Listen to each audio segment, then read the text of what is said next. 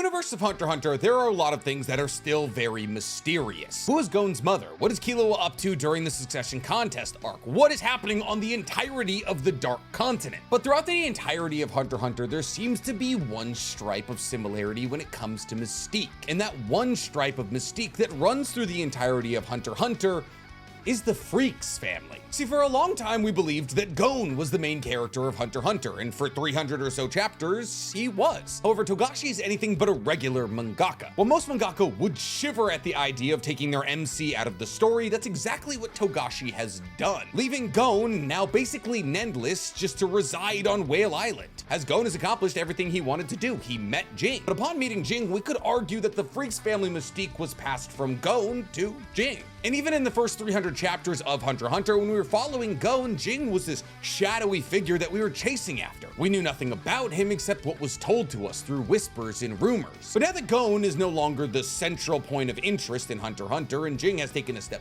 forward, we see that Jing is on a very similar journey to Gon. He's chasing after another Freecss family member. Except Jing is chasing after Dawn Freecss, an ancient ancestor to both Jing and Gon who could be about 300 years old currently. A man who went on an expedition to the Dark Continent and was so successful in that expedition, he managed to write a book about what half of the continent was like. While Hunter x Hunter as a universe might be one of the most full and complex we've ever seen in manga, outside of obviously the likes of One Piece, there still remains one family that's an enigma, and ironically, that's the family the story focuses on. So I figured, since we've already talked about the other most prolific family in Hunter x Hunter, the Zoldyck family, today we should talk about the most enigmatic family in Hunter x Hunter, the Freecss family. But obviously when it comes to feats, the Freecss family has way less than the Zoldyck family, so we can't tackle this video like we did with the Zoldyck family video. Well, I am going to be talking about how strong these characters are or are theorized to be. This video is more just going to be me trying to explain to you who these characters are and how they play into the great fold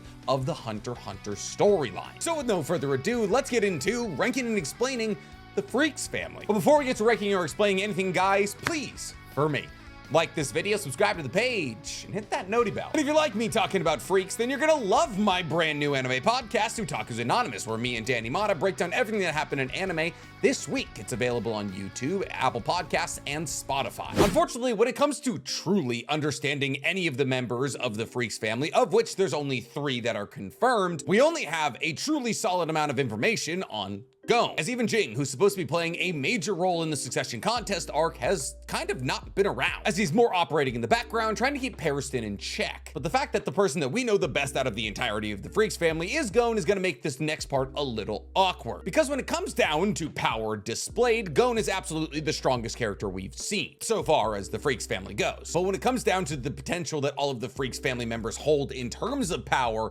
Gon is probably the weakest. And this is nothing against Gon, he's just been through substantially less than Jing and definitely less than Dawn. So let's open up by talking about the character in the Freecss family that we know the most about. Gon. Gon is a rookie hunter and the son of Jing, but he didn't always know that second part. I guess he didn't always know he was a rookie hunter, but I'm driving at something here. See, when Gon was 2 years old, he was returned to Whale Island by Jing. This was the first time in 10 years that Jing had returned to Whale Island. And considering the fact that Whale Island was a very small community and Jing was now a world famous hunter, it was a big event for him to return. However, people were also curious about this child he was carrying, where the mother was, most importantly, to which Jing simply stated that they had separated and therefore she wasn't involved in Gon's life anymore. Now, one could make the argument that because technically Gon's mother exists somewhere out there, that there's 4 members of the Freecss family, with Gon's mother quite possibly being the most mysterious out of the 4, as we don't even know her name. But here's the thing.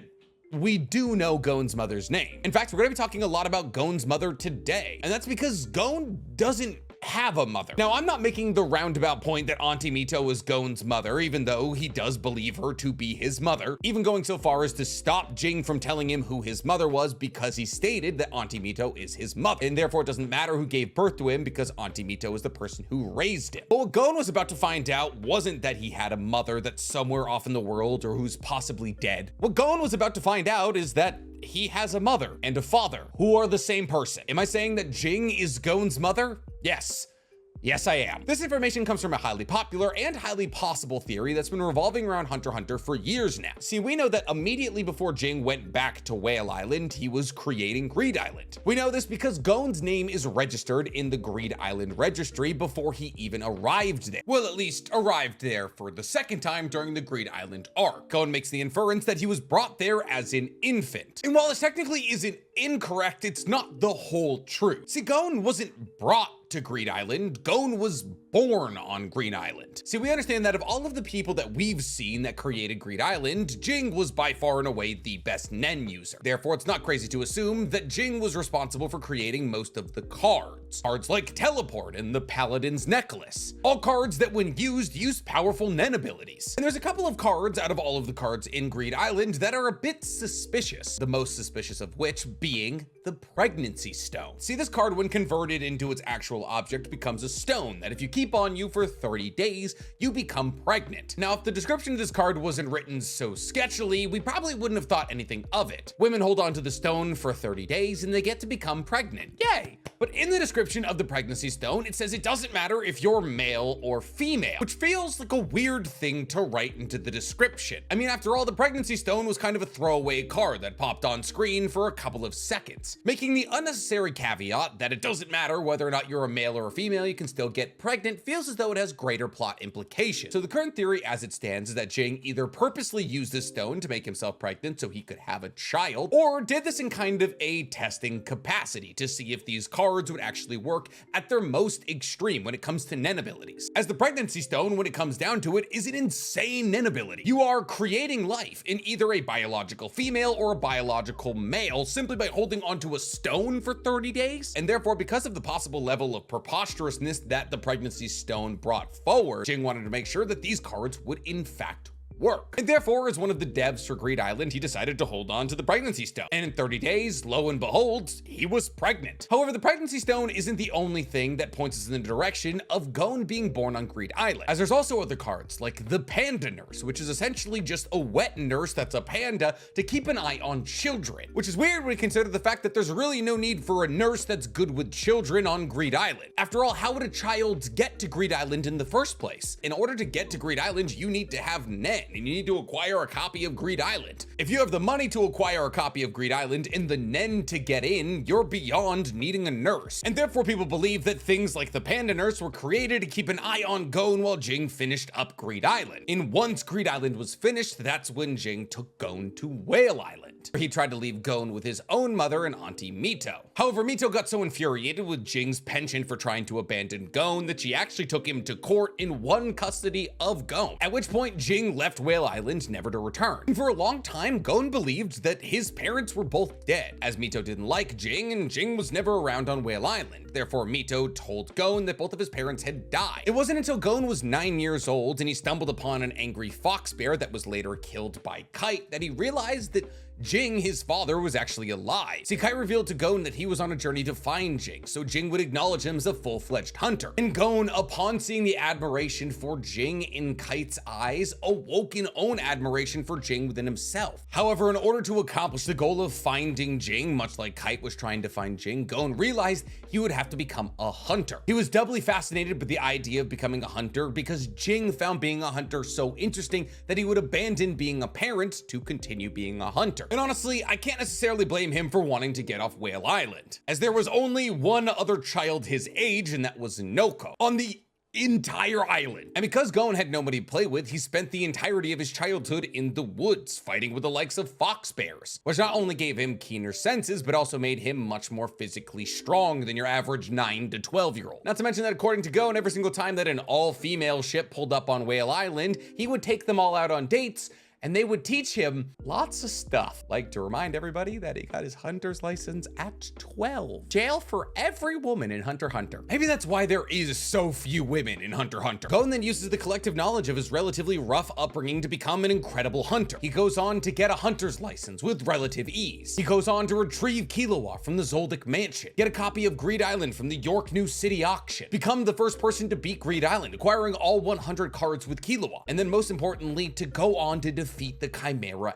Ants. However, in his titular battle against Pito, he makes a binding vow with himself, where he asks for all the power he will ever have, and in exchange, he'll give his life. Now, Gon, upon achieving all of the strength he'll ever have, is easily able to destroy Pito, one of the royal guards of Meruem, probably the second strongest out of all of them, with Pito going so far as to say that Gon's fangs could even extend to Meruem, pre-Rose Meruem, but still, and therefore Pito's only goal was to make sure that he would never find Meruem. However, upon the completion of this binding vow, using this power to defeat Pito, Gon should have died, and only didn't die because Killua was able to get Alaka to Gon's side to heal him. However, surviving this ordeal alone is an undertaking in itself. See, even Jing states that Gon should be happy he's alive in the first place. However, Gon is alive and without aura. Gon has officially become a normal person who accomplished his goal of finding Jing. And Jing went on to tell Gon that he should use the time that he now has to discover who he truly is as a person, implying that he could continue his life as a normal person on Whale Island with Auntie Mito and his great-grandmother, or that he could attempt to reawaken his aura and become a hunter with a new set of goals. A new set of goals that don't apply to finding his father. And currently, as it stands in the manga right now, Gon is catching up on all the homework he missed while adventuring as a hunter, getting to be the normal child he really never got the chance to be. See, Gon's story as a whole is actually one of my favorite stories of an MC ever, and it's wildly underappreciated. A lot of people call Gon uninteresting when it comes to the conversation around greatest MCs of all time. He's too simple, he's too lighthearted, he's too childish. But what people don't realize about Gon's story, because they don't dive deep enough into it, is that Gon, for the entirety of the Hunter x Hunter manga, where he is the main character, is walking a tightrope. Gon was most likely created through Nen, which explains his affinity with Nen. Tie that into the fact that the person who created him with Nen is probably the world's greatest hunter, and you have a ticking time bomb of potential. Gon was then abandoned by this world's greatest hunter, where he didn't get to live a normal child's life. He was in the woods fighting fox bears. He was pulling out the biggest fish in the entire lake of Whale Island. He was honing hunter senses before he even knew what he was doing. This then impressionable and young child was thrusted into the most complicated parts of the world, where he had to meet people like Kurapika, who have dealt with familial genocide, Iorio, who's trying to become a hunter to fund healing the poor, and Killua, another talented child who comes from a family of assassins. Everything that Gon met throughout his journey was supposed to make him jaded, was supposed to push him one step further into the darkness. He watched friends die in Yorknu, in Greed Island, in the Chimera Ant arc, and every single time he got up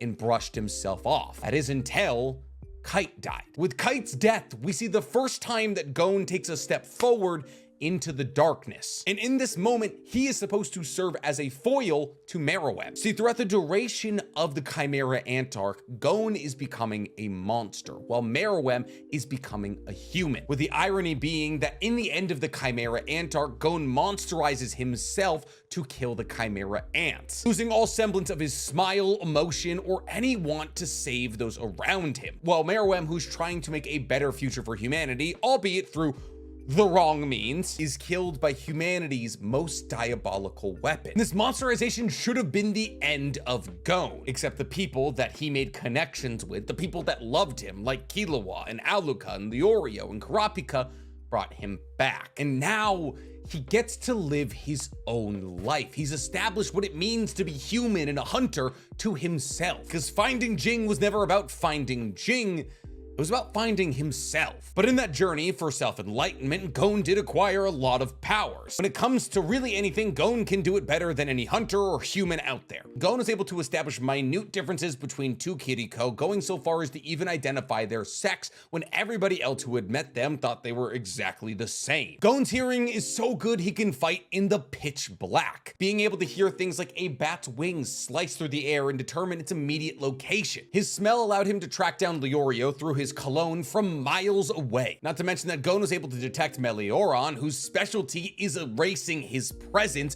while his presence was erased. And we've seen tons of instances where Gon has shown off his insane strength. Before Gon was even a hunter, he pulled out the Master of the Swamp in Whale Island, a fish that 5 grown men weren't able to reel in on Whale Island. He was able to, in Heaven's Arena, to grab the tiles they were fighting on, which were massive, and fling them at opponents like Hisoka. He was able to defeat Nobunaga, ranked ranked 9th in the Phantom Troop in terms of strength in an arm wrestling competition. But genuinely, the most impressive thing we saw in terms of strength from Gon is when he punched a Chimera ant using his rock technique into a different country. When it comes to speed, Gon during the Greed Island arc was able to become as fast as Killua. Now obviously this was before God speed, but still very impressive. His reaction time is so fast he was able to see through Goto's coin game. By the time that the Chimera Ant arc came around, Gon was able to keep up with the likes of Kite. Not to mention that Gon has almost limitless stamina, being able to battle against the likes of Beanolt for 10 days straight. But Gon's true strength comes from his Nen. See, Gon is an enhancer, and an incredibly proficient one at that. See, Gon has 3 techniques that he uses, all based off the rock, paper, scissors game. See, Gon uses Ko to focus aura into his fist. And because he's using Ko to focus all of his aura into his fist, there's an inherent risk involved, as the rest of his body isn't covered in nearly as much Nen because of it. Because there's a risk involved, this actually makes this technique significantly more dangerous, as risk makes Nen abilities stronger. Gon, with the power of this technique before he made his binding vow, was able to knock Knuckle out. He knocked Hollow, the Chimera Ant, into a different country. And when Gon used his technique when training with Moral, while thinking about how angry he was at Pito, Moral broke out into a cold sweat, believing that that technique would be able to kill him. And mind you, Moral is one of the strongest hunters we've ever seen. Gon also has Scissors and Paper. Now, Scissors is a transmuting ability that requires Gon to extend his rock into 2 scissor-like blades that he uses to slash through opponents, while Paper is an admission technique that has Gon firing his rock at enemies. However, Gon's true strength comes from his binding vow, the transformation he underwent in his battle against Pito. In this form, Gon was able to easily dodge Pito's Terpsichore and kick Pito several dozen meters into the air before performing a Jaja Ken that would cave their face in. Gon then proceeded to use Jaja Ken Rock until Pito's body was a bloody pulp. And it wasn't until Pito was actually super boosted with postmortem Nen that Pito was able to cut off one of Gon's arms, which is heavily theorized that Gon allowed them to do before Gon grabbed that arm and impaled Pito's corpse with it. Mind you, postmortem Nen is one of the strongest things in Hunter x Hunter, and the ability that Pito used with this postmortem Nen is actually thought to be a specialist ability, meaning that Gon was able to defeat a royal guard using postmortem Nen with a specialist ability, meaning in this form, it's not crazy to assume that Gon was comparable to Meruem. But if I'm saying that Gon in this form was comparable to Meruem, how am I saying he's the weakest person on this list? Well, because we've seen what Gon's maximum potential is. That was quite literally the point of the binding vow. But we haven't seen the maximum potential of either Jing or Don Freecss. Well, we actually haven't even seen Don Freecss, but we have seen Jing, and he's our number 2 spot. Now, Jing is a double star hunter, even though it's been said that he should be a triple star hunter, he just hasn't applied yet. But it's said that if he did apply, he would easily pass and become one of the 10 triple star hunters on Earth. You see, there is 600 hunters on Earth, and only 10 of them are triple star hunters. The only 3 that we know of are Cheeto, Periston, and Botobai, all of who at one point or another were Zodiacs, with Botobai being said to be the only person comparable to Netero in strength. In order to become a 3-star hunter, you have to achieve remarkable results in multiple different fields, meaning you can't focus singularly on doing one thing, like hunting down outlaws, something that Jing has absolutely accomplished. Therefore, this implies right off the bat that Jing is within the top 11 Nen users in the entire world, as Nen use and becoming an incredible hunter kind of go hand in hand. But Jing wasn't always one of the world's greatest hunters. His beginning was very similar to that of Gon's. Jing was born on Whale Island, where he and Mito grew up alongside each other. However, right before he turned 12, he left Whale Island to take part in the 267th Hunter exam. However, right after leaving for this Hunter exam, Mito's parents died in an accident, and Jing's own father was lost at sea. See, that's the thing, we don't even know Jing's father's name. So there's a possibility that there is in fact another Freecss family member out there. We don't really know. But what we do know is that Jing was the only person to pass the 276th Hunter exam, and that after he became a hunter, he devoted himself to saving archaeological sites and restoring them to their original beauty so everybody in the world could see them. More often than not, funding these undertakings with his own fortune. And more than that, it was revealed to us when Netero was talking to Biscuit that Netero believes that Jing is one of the 5 best Nen users on Earth, which can feel hard to believe because we haven't really seen him in action, but what little we have seen from Jing definitely points in the direction of him being insanely powerful. We know that Jing is massively faster than Gon, as Jing was able to scale the world tree so much faster than Gon that he said he got tired of waiting for him at the top. Not to mention that Jing was able to dodge gunfire from 3 gunmen while casually having a conversation with Pariston. He faked a punch at a dude so fast that the dude believed for a second that he had been punched several times. But a lot of Jing's power doesn't come from his raw athletic ability, even though he is probably one of the stronger and faster people in the universe. It's from his intellect, as he was able to perfectly predict exactly how Gon's journey would go, leaving tips along the way, knowing exactly where Gon would end up in his journey to find Jing. In the Zodiac election arc, Jing outmaneuvered the rest of the Zodiacs, ensuring that the election would go exactly the way that he rigged, making sure to manipulate somebody like Leorio in order to hinder Pariston's ability to be elected as the new chairman, which is just one out of the 2 times that Jing has completely outmaneuvered Pariston, who is claimed to be one of the most intelligent people in the Hunter x Hunter universe, with the second time being when Pariston set up a scenario for him and Jing to get attacked by henchmen, but in reality these henchmen were just trying to push Jing to the point where he'd have to use his Nen abilities and reveal them to Pariston. But Jing immediately saw through this and called Pariston out on it. And here's the thing, we, just like Pariston, are kind of in the dark when it comes to Jing's Nen ability. It's widely believed he's either an emitter or a manipulator, but we've also seen him be incredible with transmutation and enhancement. See, we saw in the beginning of the Succession Contest arc that Jing was playing a game known as Pip Play, a game where you make bubbles out of your aura and you have those bubbles separate from your bodily aura. Now, the more bubbles, or the different sizes of bubbles, or the different directions you can move these bubbles in, make you better at Pip Play. And Jing was being taught Pip Play by a self-proclaimed master of Pip Play, who Jing proceeded to outclass the second he learned what the game was, being able to create more bubbles at different sizes, at different speeds, and different shapes than the self-proclaimed master. And considering the fact that changing the shape of your aura is a transmutation ability, and controlling your aura when it's separated from your body is an admission ability, the fact he was able to outclass somebody who is a master of this game means that he is also a super class emitter and transmuter. However, outside of that, he was also able to put aura on a recording that would tell Gon all about Greed Island, and not only make that aura strong enough that Killua couldn't break through it 10 years later, but also made that aura strong enough to destroy the recording 10 years later, which, if you know how Nen works, means that for 10 years Jing was maintaining this aura on this recording at such a level that he would be able to manipulate it into destroying itself and protect it from being punched by the likes of somebody as strong as Killua. Tie that into the fact that in the beginning of the Succession Contest arc, he reveals to Pariston that he's able to repeat any striking ability he sees so long as he's hit by it, which is why he allowed himself to be hit with Leorio's remote punch, because he was able to copy Leorio's remote punch the first time he tried perfectly, which is an emission ability. But this isn't the only thing he's figured out the first time he's tried. Jing had the idea that if he released his aura like ultrasounds, he would be able to detect where people were around him. And so he tried it, and he nailed it on the first try. Now, the reason he did this instead of his N is because N is highly detectable. So, you know, he perfected N. But on top of that, he's also able to use an ability called phasing bullets, where by placing his hands on an object, he can shoot Nen bullets through said object without damaging it to hit people beyond the object, which is also an admission technique. So do the feats that we've seen from Jing put him anywhere near transformed Gon? No. Do I believe that Jing, without the use of a binding vow, would be able to defeat Meruem in a fight? Also, no. However, if Jing were to hypothetically make a binding vow that would give him the entirety of his life's power for the stake of his life, then he would probably be stronger than the version of Gon we saw. Not to mention, as just a general Nen user, Jing is by far better than Gon, who is probably one of the greater enhancers we've ever seen, but once again, I will remind you that Jing's aura was strong enough after 10 years of maintenance to stop Killua from being able to break a relatively breakable item. And Killua, when angered while returning to the Zoldyck mansion, was able to open, before learning Nen,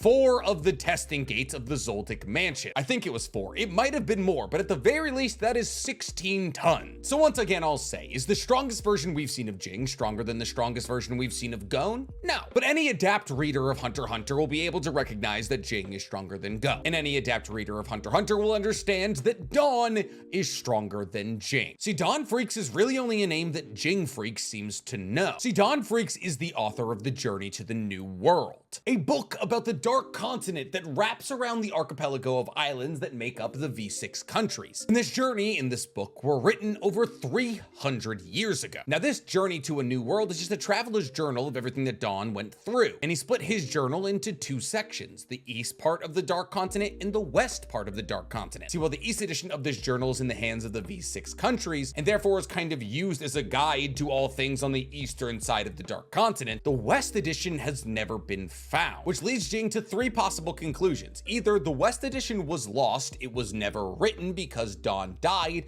or he's still writing it, which seems to be the theory that Jing believes in the most. Now, while this would technically make Don Freecss over 300 years old, there are items on the Dark Continent like nitro rice that could have kept Don alive for this amount of time. I mean, Netero, without the help of legendary items from the Dark Continent, was able to stay alive for almost 200 years. But regardless of whether or not Don Freecss is actually still alive and actually still writing, it doesn't matter, because simply being able to write the Eastern edition of a traveler's journey through the Dark Continent makes Don Freecss probably the strongest person in Hunter x Hunter's ever history. Those who travel to the Dark Continent die at pretty much a 99% clip, with expeditions of 1,000 people returning with only 10 people left alive, as things like the Eye and the Hellbell kill anybody who dares step foot on the Dark Continent. Even Isaac Netero took a trip to the Dark Continent that he narrowly survived, being one of only 3 survivors on his trip. The Dark Continent is so dangerous that the V5 countries originally were founded basically to just stop people from trying to go, as not only every expedition who went out was wiped out, but also every time survivors came back, they would bring back a new calamity with them, like the Eye or the Hellbell or a disease that makes you eat your own skin. And these are just the calamities that we know of. Humanity's strongest hunters, for as long as hunters have existed, have been trying to conquer the Dark Continent, and every expedition that we know of has only been trying to get one item, like nitro rice. And then upon gathering that one item, they'll return to the V6 countries in no massive wealth because these items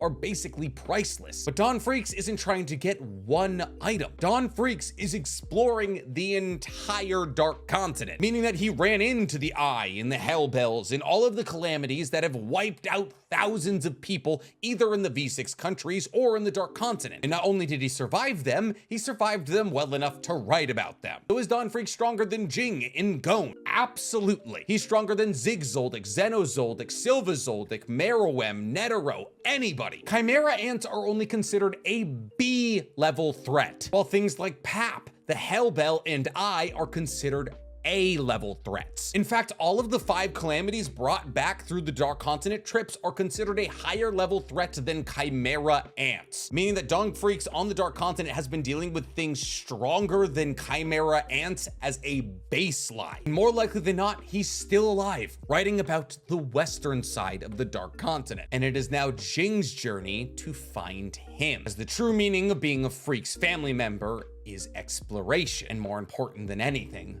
finding exactly what you're looking for. Unfortunately, Togashi has resumed creating Hunter x Hunter. We've unfortunately been in a 2 or 3 month hiatus, but we learned a couple weeks ago that Togashi and Shonen Jump have split, and now Togashi will simply release Hunter x Hunter at the rate at which he's comfortable, with him revealing that chapter 401 is on the way, which is huge. So maybe one day we will see Don Freecss, and we will see Jing Freecss meet Don Freecss. And I will have to completely remake this video because everything that I've said about the Freecss is either not enough information or just blatantly wrong. But we'll cross that bridge when we get there. Did you like all the information I was able to give you about the Freecss family? If you did, tell me in the comments below. And while you guys are down there, please, for me, like this video, subscribe to the page, and hit that noti bell. I'm gonna be fully real with you. I just put this shirt on this morning, and then I was on a call with my editor, and he was like, we should do a video about Hunter x Hunter. And I was like, fitting.